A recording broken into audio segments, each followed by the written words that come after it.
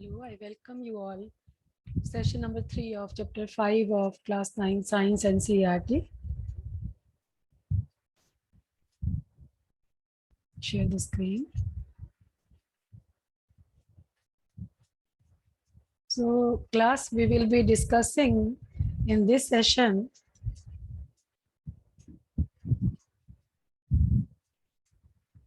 in chapter exercise and solutions to various questions within the chapter. So I will not waste much time. Let us start with page 58. Page 58.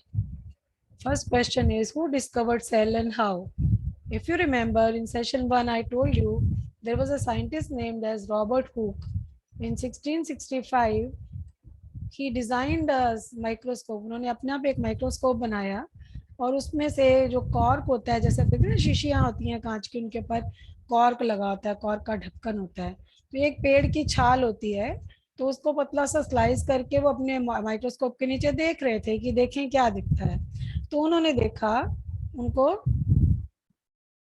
मधुमक्खियों के छत्ते जैसा एक structure दिखाई दिया, जिसमें छोटी छोटी डिब्बियां एक के साथ एक सटी हुई थी, और हर डिब्बी या हर बॉक्स अपने आप में अलग था।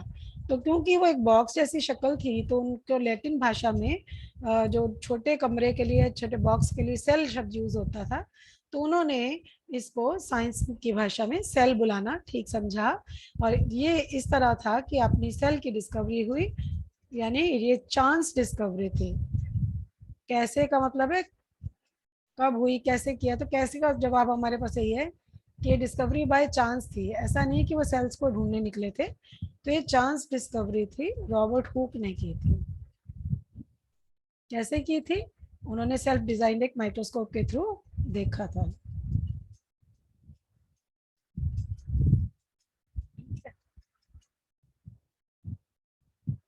सेल का मतलब क्या है? लिटिल रूम, छोटा कमरा, छोटे बॉक्स लाइक स्ट्रक्चर्स।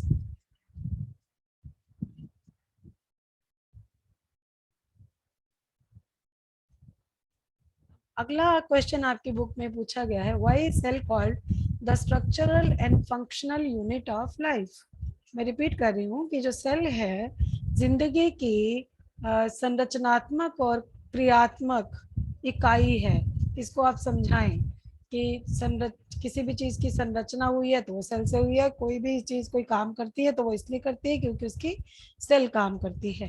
तो देखिए मैंने इसकी व्याख्या कैसे की है कि अभी आपको पिछले सेशंस में मैंने ये बताया, सारी सेल्स कहाँ से आती हैं, उनका कोई ना कोई सोर्स है।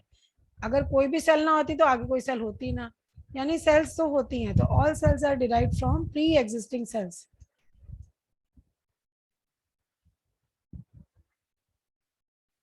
ठीक है, जितनी भी सेल्स जो हैं कहाँ से आती हैं? They are derived from pre existing cells, यानी कि एक सेल का तो होना जरूरी है, तभी वो आगे डिवाइड हो के आपको डिफरेंट जो है लाइफ की जो डिफरेंट फॉर्म्स आपके आसपास दिखती हैं वो दिखाई देगी। फिर हमने पिछले सेशंस में ये भी आपको बताया था, दो तरह के ऑर्गेनिज्म होते हैं, एक तो यूनिसेल्युलर होते हैं और एक होते हैं मल्टी सेल्युलर।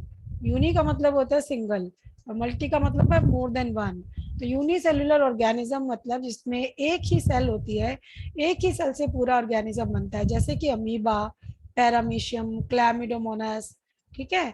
और ये जो सिंगल सेल होती है जिससे ऑर्गेनिज्म बनता है, उसके कई ऑर्गेनिलीज भी होते हैं, जैसे हमारे बड़े चीजें जो कि आंखों से देख सकते हैं, उनके उनके जो डिफरेंट कंपोनेंट्स को हम ऑर्गन कहते हैं। सेल क्योंकि बहुत छोटा है, इसको माइक्रोस्कोप से ही देख सकते हैं, तो उसके ऑर्गन्स और भी छोटे हैं, इसलिए उनको ऑर्गेनिली नाम दिया गया है। ठीक है, ऑर्गेनिली नाम दिया गया। मल्टी सेल्युलर ऑर्गेनिजम्स माने जिनमें एक से ज्यादा सेल्स हैं।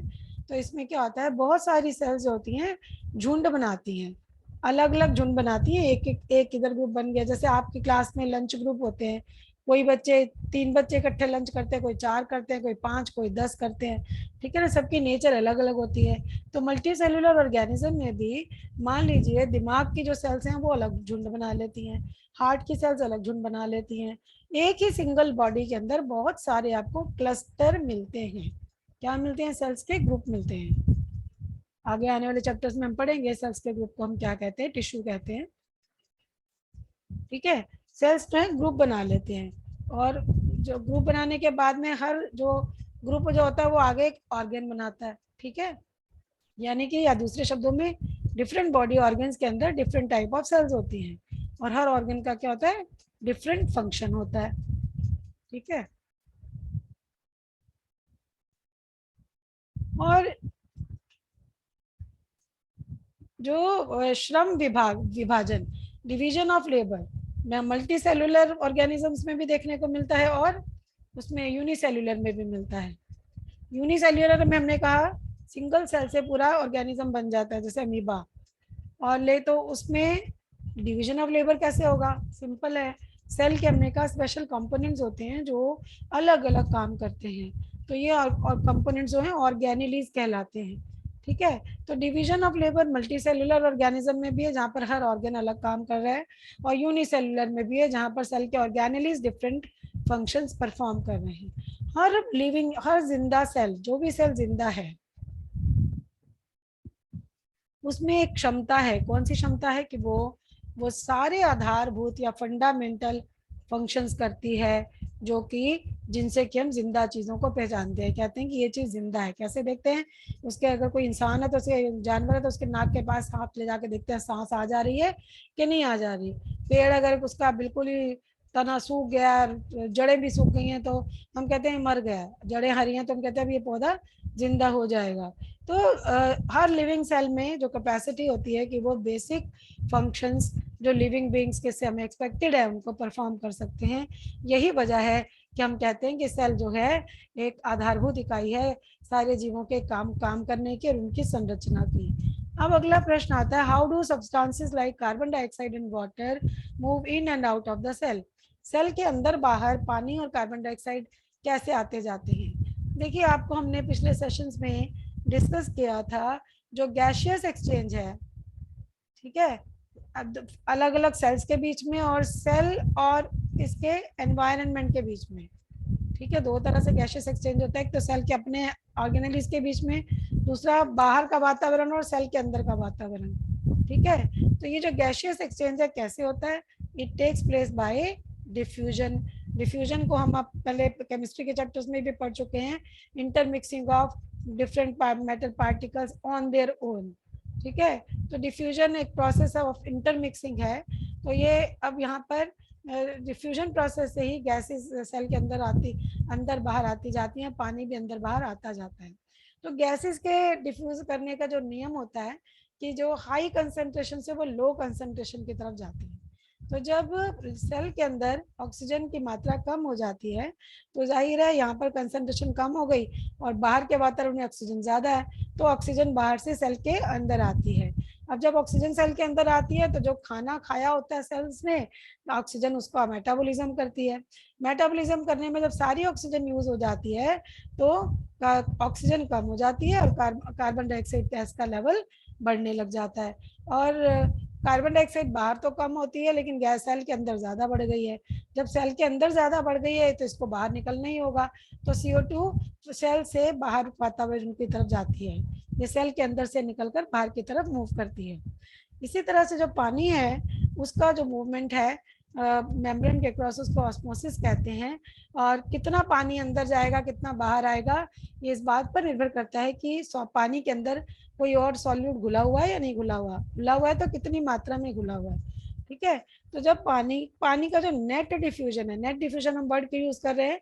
देखिए, पानी हर समय पर अंदर जाता भी है सेल के, बाहर निकलता भी है। ऐसा नहीं कि एक टाइम पे खाली अंदर जा रहा है एक टाइम पे खाली बाहर आ रहा है, लेकिन जो जिसमें उसकी स्पीड ज्यादा होती है वो फिर क्वांटिटी ज्यादा हो जाती है, इसलिए हम नेट वर्ड यूज करते हैं। तो नेट डिफ्यूजन जो होता है पानी का, जो हाईली परमिएबल मेम्ब्रेन है उसके अक्रॉस हाई सॉल्यूट कंसंट्रेशन से लो सॉल्यूट कंसंट्रेशन की तरफ होता है, ठीक है।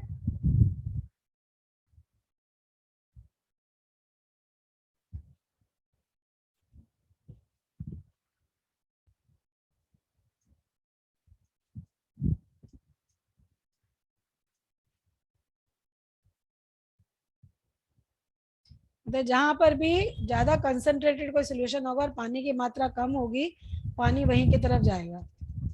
जहाँ ज्यादा है वहां से वहीं जाएगा जहाँ पानी कम है। ठीक है। अब अगला प्रश्न आता है, why is plasma membrane called a selectively permeable membrane. इसका जवाब भी एक तरह से हमने अभी जो क्वेश्चन का आंसर डिस्कस किया उसी में डिस्कस हो चुका है, फिर भी इसको एक बार हम दोबारा डिस्कस करेंगे। सिलेक्टिवली, इस वर्ड शब्द पे ध्यान दीजिए, सिलेक्टिवली।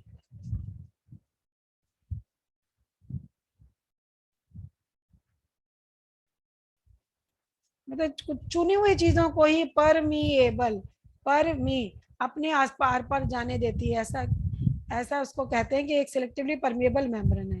देखिए हमें पता है, हमने डिस्कस कर चुके हैं कि जो प्लाज्मा मेम्ब्रेन है वो आउटर मोस्ट सेल की कवरिंग होती है, सेल के कंटेंट्स को एक्सटर्नल एनवायरनमेंट से अलग करती है, और कुछ सब्सटेंसेस को तो अंदर आने देती है, कुछ को बाहर भी जाने देती है, लेकिन कुछ सब्सटेंसेस को की मूवमेंट को बिल्कुल बंधन लगा देती है, ना वो अंदर आ सकते हैं ना बाहर जा सकते हैं। और जो सेल के जो वेस्ट होते हैं जैसे कि CO2 और जो ऑक्सीजन है वो सेल में मेटाबॉलिज्म के लिए चाहिए, उसको वो अलाउ करती है अंदर बाहर आना जाना, इसीलिए इसको हम सिलेक्टिवली परमिएबल मेम्ब्रेन कहते हैं। फिल इन द ब्लैंक्स करने हैं। प्रोकैरियोटिक सेल और यूकैरियोटिक सेल में डिफरेंस दिया हुआ है, तो जहां पर खाली स्थान है वो आपने भरना है। इसी टेबल को आप याद कर सकते हैं, डिफरेंस का भी कोई क्वेश्चन आए वो भी सॉल्व हो जाएगा। देखिए इसमें पहला जो फिल इन द ब्लैंक है,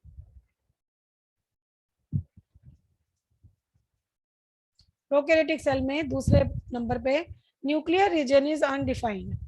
न्यूक्लियर रीजन इज खालिस्तान में हमने भरा, is undefined containing only nucleic acid, और इसको हम क्या कहते हैं, न्यूक्लियोइड कहते हैं। ये सारा हमने भरा है इसके अंदर। फिर दूसरा खालिस्तान है यूकैरियोटिक वाले खाने में, इधर प्रोकैरियोटिक में membrane bound cell organelle absent होते हैं और यूकैरियोटिक में प्रेजेंट होते हैं, तो ये इसका डिफरेंस भी है। अगला प्रश्न है, can you name two organelles we have studied that contain their own genetic material. बिल्कुल हमने पढ़े हैं, एक तो माइटोकॉन्ड्रिया होते हैं और एक होते हैं प्लास्टिड्स। प्लास्टिड्स सिर्फ पौधों में ही होते हैं। फिर अगला क्वेश्चन है, the organisation of a cell is destroyed due to some physical और chemical influence, what will happen. अगर ऐसा होता है तो सेल का मेटाबॉलिज्म डिस्टर्ब हो जाएगा, सेल डैमेज हो जाएगी, और ऐसे में लाइसोसोम जो है फट जाता है, और उसके अंदर क्योंकि डाइजेस्टिव एंजाइम भरे होते हैं तो डाइजेस्टिव एंजाइम बाहर निकलेंगे और वो सेल को खा जाएंगे और सेल मर जाएगी। ठीक है। अब इसी क्वेश्चन को एक तरह से दोबारा पूछा गया नीचे, why are lysosomes called suicide bags.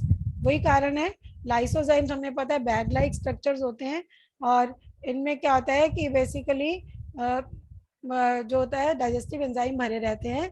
अगर सेल को कोई डैमेज हो जाती है, उसका सेलुलर मेम्ब्रेन जो मेटाबॉलिज्म डैमेज हो जाता है, तो ये बस्ट हो जाते हैं और एंजाइम अपनी सेल को खा जाते हैं, और यानी सेल की सुसाइड हो जाती है, इसीलिए इनको सुसाइडल बैग्स कहते हैं। ठीक है, ये फट जाएंगे तो सेल सुसाइड कर लेगी, सेल इसमें सुसाइड हो जाएगा। अच्छा, फिर अगला प्रश्न है, where are protein synthesise inside the cell. आपको याद होगा हमने माइक्रोस्कोपिक फीचर्स ऑफ सेल पढ़े, 3 माइक्रोस्कोपिक फीचर्स हैं। एक तो आपका उसके बाद हमने पढ़े ऑर्गेनेलीज। सबसे पहला ऑर्गेनेली हमने पढ़ा एंडोप्लाज्मिक रेटिकुलम। एंडोप्लाज्मिक रेटिकुलम भी 2 तरह के हैं, स्मूथ और रफ। तो जो रफ एंडोप्लाज्मिक रेटिकुलम है, या RER जिसको बोलते हैं, RER, ठीक है, इसके ऊपर इसके सरफेस पे राइबोसोम्स अटैच्ड होते हैं।